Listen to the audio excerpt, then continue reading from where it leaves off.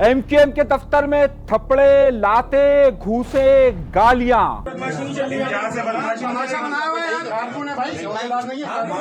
कौन कर रहा है ये साजिश? क्यों नाम लेते हुए डरते हैं? हम बताते हैं नाम के ये कौन कर रहा है साजिश।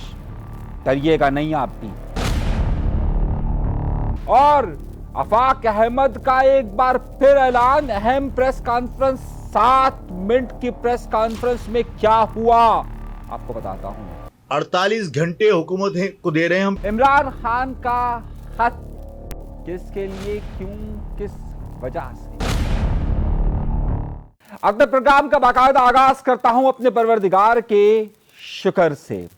वक्त, हालात बदल जाते हैं, लेकिन अगर नहीं बदलती तो इंसान की वो हवस नहीं बदलती कि उसे ज्यादा से ज्यादा ताकत, उसे ज्यादा से ज्यादा पैसा, उसे ज्यादा से ज्यादा दौलत, उसे ज्यादा से ज्यादा शोहरत चाहिए। ये वो चीज होती है कि जब इंसान के अंदर आना शुरू होती है कि वो समझता है कि वही अक्ले कुल है। वो बार बार फ्लॉप होता है, बार बार नाकाम होता है, लेकिन उसकी गलती, उसकी खामी हमेशा यह होती है कि वो समझता है कि वो अक्ले कुल है। वो समझता है कि वो ही सब कुछ जानता है, किसी को नहीं मालूम। ये वो गलती होती है। लेकिन एक अच्छा लीडर कौन होता है? जो सीखता है, जो समझता है, जो ये नहीं दावा करता कि मुझे ही सब कुछ मालूम है। वो हालात और वाकयात से हर लम्हे सीख रहा होता है और वो अपनी गलतियों को सुधार रहा होता है। मैं ये बात की तकरीर, ये मौजू इसलिए नहीं छेड़ रहा कि मैं आपको कोई दर्स देना चाहता हूं, लेकिन मैं आपको ये बताना चाहता हूं कि ये हकीकत पर मबनी किस्सा कहां का है।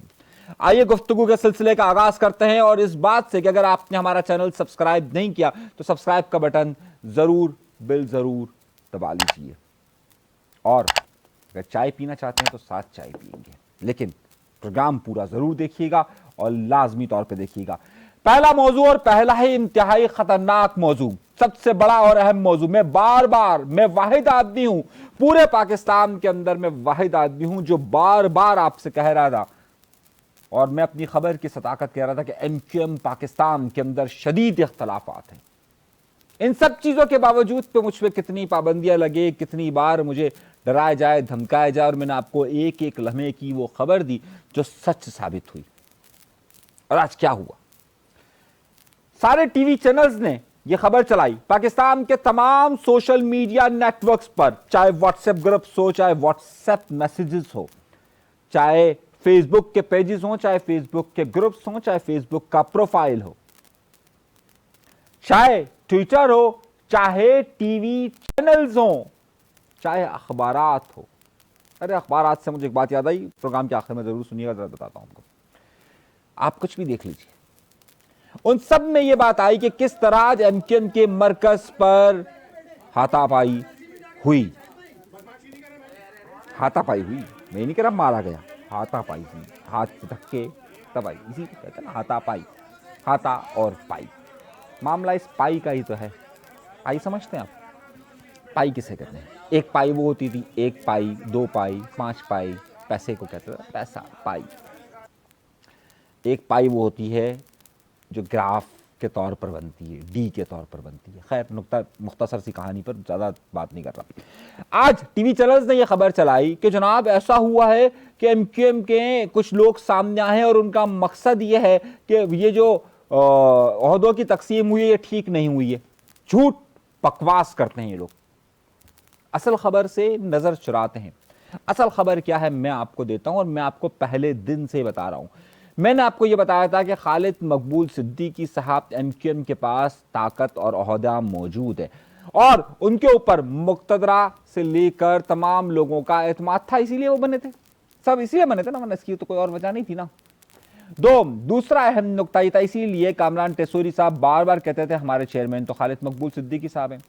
लेकिन दूसरी तरफ का मसला यह था कि जो मैंने अपने प्रोग्राम के इब्तदाइये में कहा कि वहां ताकत का हुसूल लाजमी चाहिए था। जब आपको ये नशा हो कि सब मेरी बात माने, मैं सबसे ज्यादा काबिल हूं, और ये बात किस में थी? ये बात है मुस्तफा कमाल साहब की। मुस्तफा कमाल साहब को और उनके साथ के लोग, मुस्तफा कमाल साहब को, उनके साथ के लोगों को छोड़ दीजिए, वो बात की बात है, तो किसी वक्त भी कहीं पर भी जा सकते हैं लोग। हाँ, वो जब अपने में छोड़िए कहाँ, वहीं से अगर वो नहीं चले तो यहाँ तक कहाँ साथ चलेंगे। ताकत चाहिए थी उन्हें। वो अपनी जमात पीएसपी को छोड़कर आए थे, पीएसपी को जम करके आए थे, पीएसपी को खत्म नहीं की थी। इलेक्शन कमीशन में आज भी रजिस्टर्ड है। उनमें से यहां पर आए थे। इनका ख्याल ये था कि खालिद मकबूल सिद्दीकी साहब की तबीयत खराब है तो शायद अब जल्द चांस मिल जाएगा। यही चांस उसको उधर कुछ बहुत सारे लोगों को उस वक्त भी था वहां पर जब अल्ताफ हुसैन साहब की तबीयत की खराब की इतला आती थी कि जनाब बस अब अगला उहदा हमारा। खैर मैं उस पर बात बाद में करूंगा। फिर मसला ये था कि उसके बाद सीनियर डिप्टी कन्वीनर इनको बनाया गया। फिर खुद इन सब लोगों की मर्जी से ही कन्वीनर राब्ता कमेटी का सिस्टम खत्म किया गया और खालिद मकबूल सिद्दीकी साहब को चेयरमैन बनाया गया। खालिद मकबूल सिद्दीकी साहब को जब चेयरमैन बनाया गया और उसके बाद नीचे के ओहदे तकसीम नहीं हुए, और उसकी सबसे बड़ी वजह यह है कि जब कभी भी किसी शख्स के पास पावर या इक़्तिदार आती है और जब आप सब उसके हाथ में बैत हो, खालिद मकबूल सिद्दीकी के हाथ में फारूक सत्तार साहब हो, कामरान टेसूरी हो, मुस्तफ़ा कमाल हो, सबने कहा अब हमारे लीडर खालिद मकबूल सिद्दीकी है। सबने कहा नहीं कहा, अब गवाह है ना, वो कोई भरोसा नहीं है ना। कभी वो कह देते हैं कि अल्ताफ हुसैन हमारे साथ लीडर थे, कभी हम खुद लीडर हैं, कभी कह देते हैं खालिद मकबूल सिद्दीकी रॉ का एजेंट है। फिर दौर शुरू हो रहा है कि मैंने आपसे कहा था कि कहा जाएगा खालिद मकबूल सिद्दीकी रॉ का एजेंट है। मैंने कहा था आपसे कहा जाएगा। बताइए कि ज़ाहिर है उनके पास कोई अहदा नहीं। अच्छा, इन्होंने पहले माहौल बनाया। इन्होंने पाकिस्तान के और दीगर टीवी चैनल्स और दीगर व्लॉगर्स को इंटरव्यू दिया और कहा कि जनाब यहाँ तो अहदे है ही नहीं, अहदों की चीज़ ही नहीं है। पहले कहते थे कि नहीं जी खालिद मकबूल सिद्दीकी साहब पर हमें एतमाद है, लेकिन नहीं हो सकता जब आपके पास खुद आपको ये मालूम हो कि आप ही बेहतर फैसले कर सकते हैं, आप ये समझते हो, तो ये मामला होते हैं। खालिद मकबूल सिद्दीकी साहब ये समझते हैं कि जनाब ताकत उनके पास रह गई तो अब ताकत वो नीचे तकसीम कैसे करें। अगर वो सेक्रेटरी जनरल का अहदा उधर दे देते हैं तो फिर ज़ाहिर है इस सेक्रेटरी जनरल में फिर इख्तियारात सेक्रेटरी जनरल के पास होते हैं, पार्टी के चेयरमैन के पास थोड़ी होते हैं, और कभी नहीं देना चाहेंगे, कोई नहीं देना चाहेगा, कभी भी किसी सूरत में नहीं हो सकता है। लेकिन इनको इस बात का एतमाद हासिल था कि इनको खुद ये लोग ही कह रहे थे कि जनाब हमारे लीडर ही हैं। अब ज़ाहिर है उनकी मर्जी पर चलना चाहिए ना। आप कहें नहीं अब तो मुझे इख्तियार चाहिए ही चाहिए, चाहिए ही चाहिए। इसलिए उन्होंने पहले व्लॉग्स और सब जगह आकर कहना शुरू किया कि ओहदे सब ये बिठवाया गया। मैंने आपको खबर दी थी कि बिठवाया गया। और फिर उस इजलास में हुआ और उसमें कामरान टेसूरी साहब की बात चली। आज मैं आपसे कह भी रहा था कि कन्वीनर और डिप्टी कन्वीनर का जो इंतखाब हुआ है इसमें एमक्यूएम पाकिस्तान के लोग राजी नहीं थे, क्योंकि इफ्तिखार की साहब की जगह पर तहा को आना था। और आज फारूक सत्तार साहब ने इस बात का कहा, लेकिन जाहिर है कुछ गिव एंड टेक हुआ था। उसके बाद यह हुआ कि कल गुज़िश्ता रोज यानी कि 7 तारीख को एक लिस्ट जारी होती है और मैं अपने प्रोग्राम में और सबसे पहले ये इंकशाफ करता हूं कि एक लिस्ट जारी हुई है। आप किसी से भी जाकर पूछ लीजिए, खबर का पहला सोर्स में था और मेरे पास पक्का सोर्स था। तो वहां से मैं आपको खुल के बताता हूं। उसमें यह तो कहा गया कि कन्वीनियर उस चेयरमैन कन्वीनियर या चेयरमैन खालिद मकबूल सिद्दीकी है, लेकिन अगला ओहदा सेक्रेटरी जनरल का नहीं दिया गया, बल्कि इन सिर्फ टोटल 7 लोगों को लिया गया और उनको 25 कमेटियों के अंदर डाल दिया गया। खवातीन की कमेटी कौन देखेगा? अनीस कायम खानी। फला कमेटी कौन? अनीस कायम खानी। फला कमेटी कौन? मुस्तफ़ा कमाल। फला कमेटी कौन? कैफुल बुरा। फला कमेटी कौन? अमीन। किसी को कोई ओहदा नहीं दिया गया। अब मसला क्या, बात को जरा गौर से समझिए और समझने की कोशिश कीजिए। इस सूरत हाल में मेन ओहदा तो नहीं दिया गया। और इसमें फिर एक दूसरा मसला खड़ा किया गया कि कामरान टेसूरी साहब को अराकीन सूबाई असेंबली की कमेटी का सरबराह बना दिया गया। अब ज़ाहिर है आग तो लगनी थी। मेरे भाइयों, मेरी बहनों, मेरे दोस्तों, रात के वक्त जब शाम के वक्त ये लिस्ट आई है, बखुदा सबसे पहले मैंने ये खबर दी। मैं उस वक्त वीलॉग कर रहा था, एक साहब का फोन आया, बोला कोई बड़ी खबर है। मैंने उनको कहा ये खबर है लिखो। उन्होंने खबर चलाई अपने आप। मेरा वीलॉग देर से आया, मेरे पास एडिट का इशू था। खैर मैं बात वो नहीं कर रहा, मैं बात करना ये चाह रहा हूं।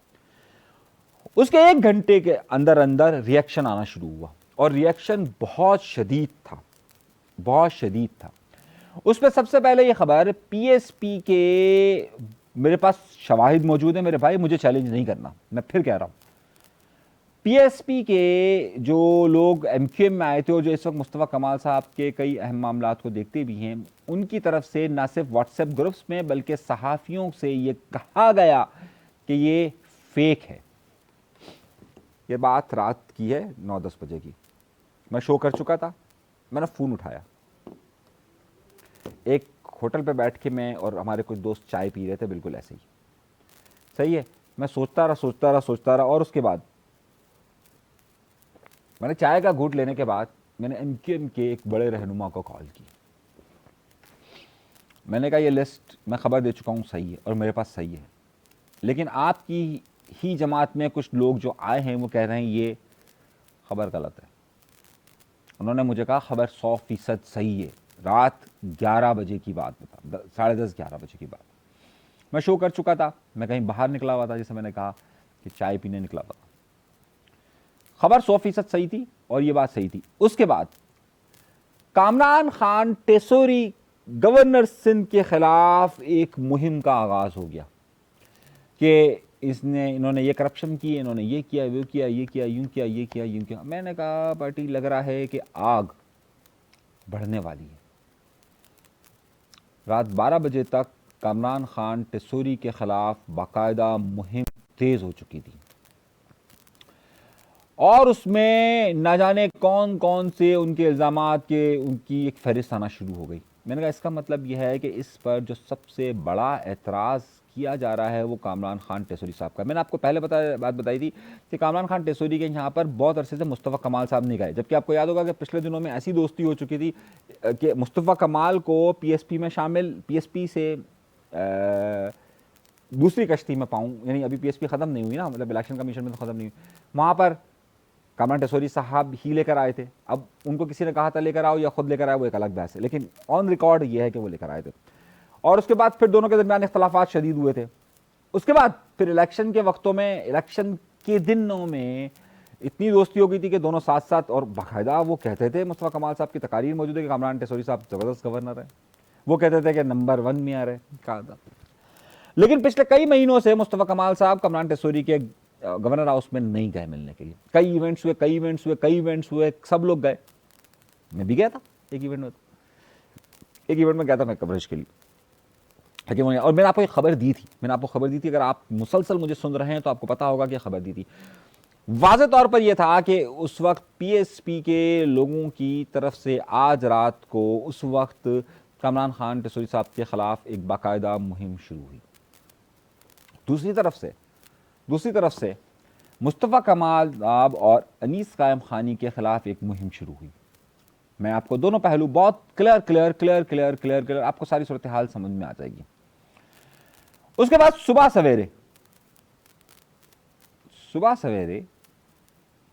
ARY के एक रिपोर्टर को एक साहब फ़ोन करते हैं, उनसे कहते हैं कि जनाब इंटरव्यू करना है, और डॉक्टर फारूक सत्तार साहब उठते ही बयान देते हैं ARY न्यूज़ पे कि जो लिस्ट आई है जिसे फेक करार दिया जा रहा है ये बिल्कुल ठीक लिस्ट है, और वो कहते हैं कि खालिद मकबूल सिद्दीकी हमारे चेयरमैन ही हैं। उसके बाद मामला ख़राब होना शुरू होता है। मुख्तलिफ टाउन्स में जो पीएसपी से आए हुए लोग हैं वो वहाँ पर एंट्री देना शुरू करते हैं, और फिर MQM के मरकज़ बहादुराबाद के अंदर, मैं लफ्ज़ इस्तेमाल कर रहा हूँ, MQM का मरकज़ है ये बहादुराबाद, और MQM भी कौन सी, MQM पाकिस्तान का, ये MQM का मरकज़ नहीं है। MQM अपना मरकज़ हमेशा से लंदन को MQM अपना मरकज़ हमेशा 90 को मानती हुई आई है। MQM पाकिस्तान जब से बनी है उसका मरकज़ यही है, ये पीएसपी का मरकज़ नहीं है। MQM पाकिस्तान एक नई जमात है, मेरी बात को जरा गौर से समझिएगा, ये एक नई जमात है, और पीएसपी का जब MQM पाकिस्तान वजूद में आती है तो उस वक्त पीएसपी का मरकज़ पाकिस्तान हाउस हुआ करता था। तो ये प्योरली खालिद मकबूल सिद्दीकी साहब या फारूक सत्तार साहब की मलकियत तस्वुर होगा। MQM बहादुराबाद जिसे कहा जाता था वही MQM पाकिस्तान है। अब इनके पास कोई रास्ता था नहीं, तो यहाँ पर जो पीएसपी से लोग आए थे वो लोग आए ये, और उन्होंने यहाँ पर बाकायदा गो गवर्नर गो के नारे लगाए।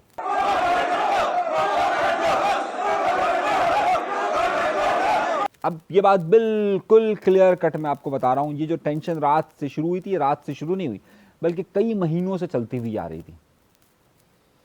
अच्छा, कामरान टेसोरी साहब इस वक्त बहुत एक्टिव हैं, ज़ाहिर है मुख्तलिफ जगहों पर इनके पास ओहदा भी है, एक्टिव भी हैं, फ़ाल भी हैं, और इस सूरत हाल में ज़ाहिर है लोगों की तवज्जो का मरकज़ भी हैं। पावर दूसरी तरफ से जा चुकी थी। अब ये मामला इख्तलाफात की शदत में वहाँ पर नारेबाजी हुई। वहाँ जो MQM से पुरानी वाली MQM पाकिस्तान से ताल्लुक़ रखने वाले लोग थे उन्होंने रजिस्ट किया, इन दोनों ने एक दूसरे के ख़िलाफ़ नारेबाजी की। एक MQM के अहम रहनुमा और एक खातून के साथ भी कोई मामलात हुए। इस इत्तला के आने के बाद MQM पाकिस्तान के कुछ लोग जो कि खालिद मकबूल सिद्दीकी साहब या कामरान टेसोरी साहब के साथ देते हैं वो बहादुराबाद ऑफिस के बाहर आना जमा शुरू हो गए, जिसके बाद एक दो फ़ोन आते हैं। ये इतला उस वक्त तक पाकिस्तान के तमाम सोशल मीडिया अकाउंट्स पर चल चुकी थी। उस वक्त तक ये तमाम टीवी चैनल्स कैरी कर चुके थे इसको, और ये खबर सब जगह चलना शुरू हो गई। हकीकत मामला अब इख्तियारात का है। देखिए, मुस्तफ़ा कमाल साहब बार बार कह चुके हैं अपने इंटरव्यूज़ के अंदर कि जनाब अब मैं इस एमक्यूएम, अब हमें एमक्यूएम को छोड़ के नहीं जाऊंगा, अब हमें इससे के अलावा कहीं नहीं जाना है। सही है, लेकिन वो अब एमक्यूएम में मुकम्मल होल्ड की बात कर रहे हैं, जबकि एमक्यूएम में के जो लोग हैं, जो वाकई में एमक्यूएम के लोग हैं, जो पीएसपी में नहीं गए, जो एमक्यूएम पाकिस्तान का हिस्सा है, मैं एमक्यूएम लंदन की बात नहीं कर रहा, क्योंकि एमक्यूएम लंदन का तो मामला ही कुछ वो ज़ाहिर एमक्यूएम उसी के साथ कनेक्ट करती है कि जिसके साथ अल्ताफ़ हुसैन साहब कनेक्ट करते हैं। सारे एमक्यूएम तो मुत्तहिदा कौमी मूवमेंट, पाकिस्तान मुत्तहिदा कौमी मूवमेंट वही है कि जो उसको लोग उनके साथ ही कनेक्ट करते हैं। मैं एमक्यूएम पाकिस्तान की बात कर रहा हूँ। तो जाहिर सी बात है अब वो लोग भी एक्सेप्ट नहीं कर रहे, लेकिन इनका प्रेशर, इन्होंने पहले मीडिया के जरिए प्रेशर डेवलप करने की कोशिश की, उस पर बकौल फारूक सत्तार साहब के, ये मैं अपने वर्ड इस्तेमाल नहीं कर रहा हूँ, गौर से सुनिएगा, समझिएगा। फारूक सत्तार साहब ये कहते हैं कि खालिद मकबूल सिद्दीकी साहब कई जगहों पर अपना ओहदा देने के लिए तैयार हो गए, अपने इख्तियारात देने के लिए तैयार हो गए थे और उन्होंने दिए, लेकिन मजीद उन्होंने नहीं बताया। मैं बता देता हूँ। एमक्यूएम पाकिस्तान के बड़े सर्कल्स ये कहते रहे कि जनाब ये सारे मामलात इख्तियारात के लिए, और ये मुस्तफ़ा कमाल साहब को उनको मज़ीद इख्तियारात चाहिए। ये वो साहबियों को फ़ोन कर कर कर कर बहुत सारे लोग कहते रहे। दूसरी तरफ दूसरी पार्टी के लोग जो है वो ये कहते रहे कि जनाब कामरान टेसोरी साहब को चाहिए। अब उन्होंने ये खबर चलाई कि कामरान टेसोरी साहब जो है वो उनकी, क्योंकि फैसल वावडा ने भी कहा था इनके कहीं पर ताल्लुकात ख़राब हो गए और इनको ओहदे से हटाया जा रहा है, और इसलिए ये सूबाई असम्बली का इलेक्शन लड़ना चाहते हैं, और इसके लिए PS 130 जमाल साहब जो है वहाँ पर MP हैं, उनकी जगह को हटाकर उनको हटाकर वहाँ से सीट लेना चाहते हैं। ये फैसला कभी भी एमक्यूएम नहीं करेगी, ना कामरान टेसोरी साहब करेंगे। सीट निकालना मेरे भाई आसान नहीं है, और वो भी फॉर्म 47 के बगैर आसान काम नहीं है अब एमक्यूएम के लिए। अब एमक्यूएम वो नहीं है जो अल्ताफ़ हुसैन साहब के ज़माने में होती थी, जनाब अगर वो कहीं झंडा भी लगा दे तो झंडे पे टिकट पे सब जीत जाएंगे। अब वो पोजीशन नहीं है। उनको पता है कि वो 130 सेंट्रली क्यों ना हो, खुद जमाल साहब से पूछिएगा कि उनके लिए कितनी मेहनत तलब काम थी ये सीट निकालना, या निकली भी कैसे निकली। और जमाल साहब अरे ज़रा सीधे साधे आदमी है। खैर अब छोड़े उस पर, ये भी नहीं हो रहा, ये मैं क्लियर आ रहा हूँ, ये नहीं हो रहा। और अगर ये होगा तो ये बहुत बड़ी गलती होगी। ना जमात इस सीट को छोड़ेगी, ना तहरीक इंसाफ इस सीट को छोड़ेगी। लड़ना आसान नहीं होगा, और इतना खुला मैदान इस वक्त इस पोजीशन में इमरान खान को या एमक्यूएम लंदन को देना आसान काम नहीं होगा, या जमात इस्लामी को देना आसान काम नहीं होगा। ये गलती तो कभी भी नहीं करेगी। खैर, अब आप मुझसे पूछेंगे कि अनीस भाई इसके बाद क्या हुआ। ये सारी कहानी चलती रही 5:30 बजे तक।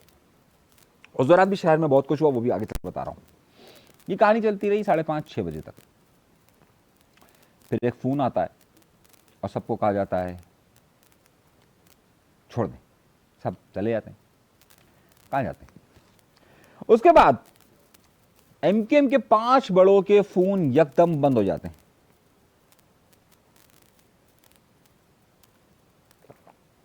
चाय पर बुलाया जाता है। समझ गया आप मेरी बात को? ये प्रोग्राम मैं रिकॉर्ड कर रहा हूं, वक्त 8 बजे का है। अब उसमें यह अफवाह आना शुरू होती है, क्योंकि अब पार्लिमानी कमेटी के सरबराही कामरान टेसोरी साहब कर रहे हैं, तो तमाम MPs को जिनको इतवार के दिन 3 बजे बहादुराबाद बुलाया गया था, उन सबको अब कहां पर बुलाया जाएगा। जिस वक्त मैं प्रोग्राम कर रहा हूं ये तसादुम बरकरार है, और कोई भी शख्स अपनी जगह से हटने के लिए तैयार नहीं है। खालिद मकबूल सिद्दीकी साहब का वाज़े मौक़िफ़ यह है कि कुछ लोग एमक्यूएम को अब अपने लिए इस्तेमाल करना चाहते हैं, और वो एमक्यूएम पर काबिज होना चाहते हैं। बिल्कुल ठीक कह रहे हैं,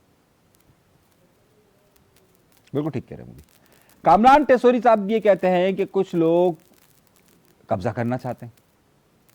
फारूक सत्तार साहब भी यही कह रहे हैं। मुस्तफ़ा कमाल साहब को और कुछ लोगों के ख्याल में अनीस कायम खानी साहब को भी ज़्यादा से ज़्यादा इख्तियारात चाहिए। और ये तीनों, ये सब लोग जिस पर शक का इज़हार कर रहे हैं मुस्तफ़ा कमाल साहब, ये दर हकीकत ये कारकुनान में ओहदों की तकसीम का मामला नहीं है। ये मैंने लिखा भी, ये चंद अशराफिया के दरमियान की लड़ाई है। बखुदा इस वक्त MQM जिसके वजूद को महाजिर कौम के साथ कनेक्ट किया जाता है, इस वक्त उनमें इस सारे मामला के हवाले से कोई दिलचस्पी का उनसर नहीं है। जिस तरीके से अल्ताफ हुसैन साहब कहते थे मैं इस्तीफा दे रहा हूं या और राब्ता कमेटी को बताते थे, तो पूरी महाजिर कम्युनिटी के अंदर MQM के अंदर ये बात सरायत कर जाती थी। बखुदा मैंने सर्वे करवाया, उसमें से किसी को इस पूरे मामला में दिलचस्पी ही नहीं है। सच बता रहा हूं आपको।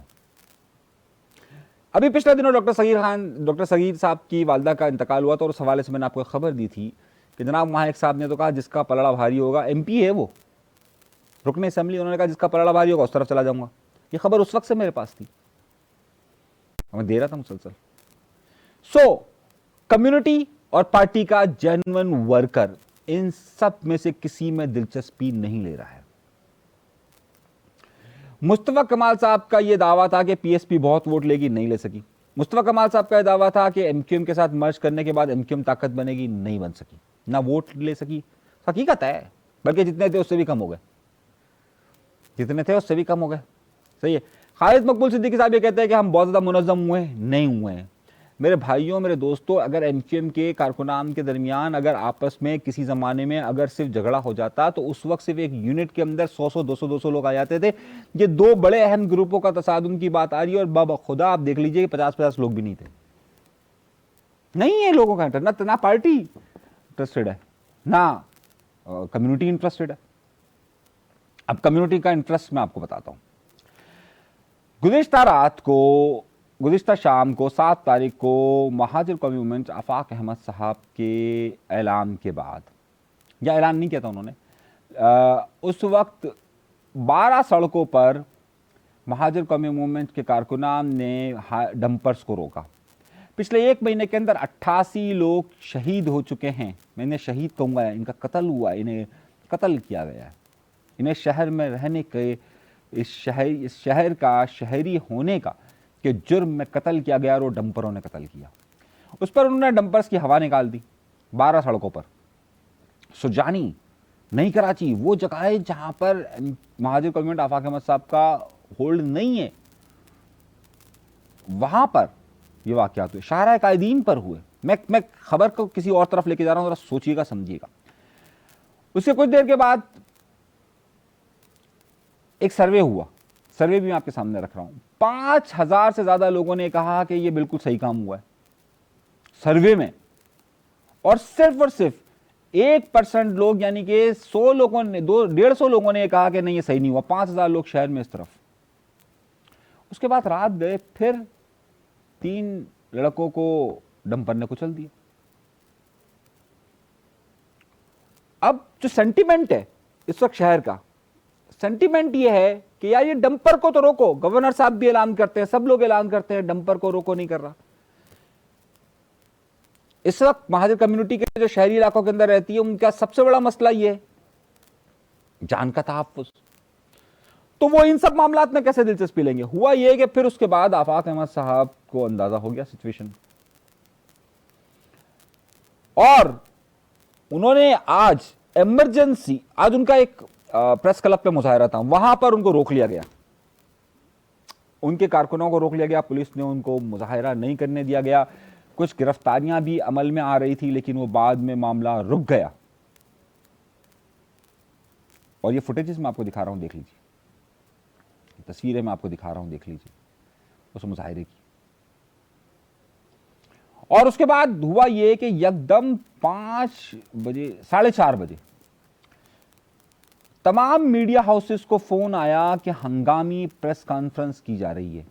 अब जाहिर सी बात है, मैं उस वक्त बीच लग्जरी में कराची लिटरेचर फेस्टिवल में था। अब सबके पास इतला आई, मैंने अपने रिपोर्टर्स को, हम जिस टीवी चैनल में काम करते हैं वहाँ के रिपोर्टर्स को कहा कि भाई देखिए क्या हो रहा है सूरत।